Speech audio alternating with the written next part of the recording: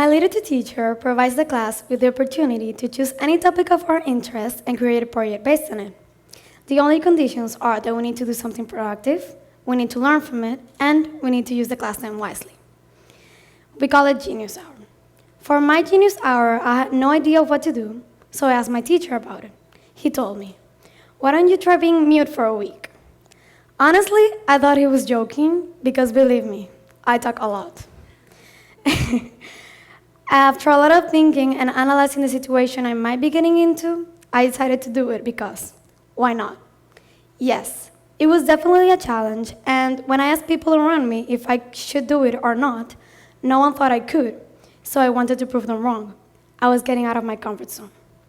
First of all, what is the comfort zone? It is a psychological state of mind in which things feel familiar to a person. We are at ease and in control of our environments, we receive low levels of anxiety and stress, and we adapt ourselves against disruption or surprise to favor environments where we know what to expect. Everyone has a different definition of how their comfort zone would look like. It can be our homes, our topics of expertise, drinking a cup of coffee every morning, being around your friends and family, not talking to big crowds of people. First week of my Genius Hour, I used it to prepare myself mentally and research ways to communicate without speaking. After downloading a lot of apps that weren't useful at all, I decided to take a mini whiteboard with me at all times. First, I had to ask permission from my teachers to communicate through whiteboard during class. After a lot of convincing, all of them agreed, thankfully. So, in volleyball practice, not speaking for a week was a very big problem because my teammates started getting annoyed that I wasn't speaking.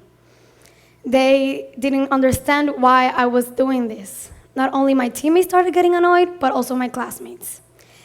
They sometimes forgot that I wasn't speaking, and when they did speak to me, they realized they had to wait for me to write my thoughts and said things like, "Forget it," or "Never mind."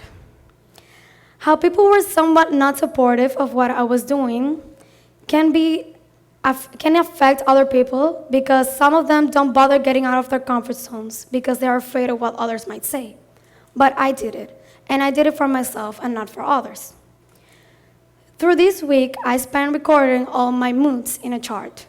I have moods like cranky, energetic, alone, happy, excited.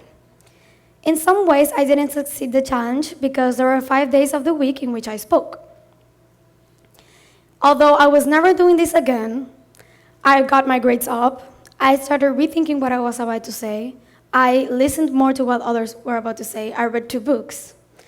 I took those lessons learned outside of my comfort zone into my everyday life. I was a little fish in a little tank that jumped into a bigger tank. Thinking about another thing to do for my next challenge was very difficult because, what is worse than not talking for a week? But then I thought, what is something essential in my life? Something I can't live without? Social media. So for my next challenge, I had to delete all social media apps from my phone, not use it in my computer either. Since I am Generation C, the generation of technology and social media, this was my whole life. Through this week, I lived based on Netflix and books. But I noticed a lot of things. Everyone was in their devices all the time. This is a picture of me having breakfast with my family. What I didn't notice when I have a phone is that this was the breakfast every week, every day, of every month, of every year. I was more aware of my surroundings, and I felt less obsessed with my electronic devices. So here I am, in my comfort zone. I am surrounded by my friends and family. I am using my electronic devices. I'm with my dog. Everything is perfect. In yellow, this is me in my comfort zone. In the red zone, that is me doing my challenges, not speaking for a week and not using social media. Now in white, that's me doing this TED Talk. I never saw me doing a TED Talk before, and I never thought my nerves would let me speak in front of a big crowd.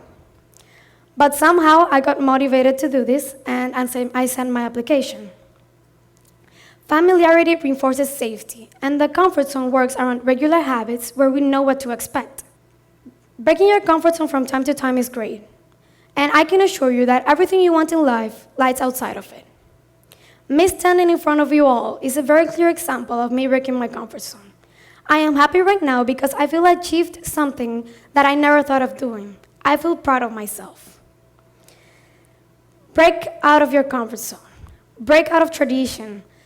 If you are a coffee person, try drinking tea. If you don't like extreme things, try riding a roller coaster. If you don't like heights, try bungee jumping. If you are not a very social person, try meeting new people. Try not speaking for a week or not using social media. Break out of your comfort zone.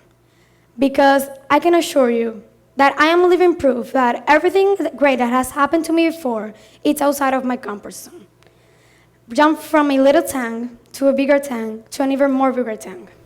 Thank you.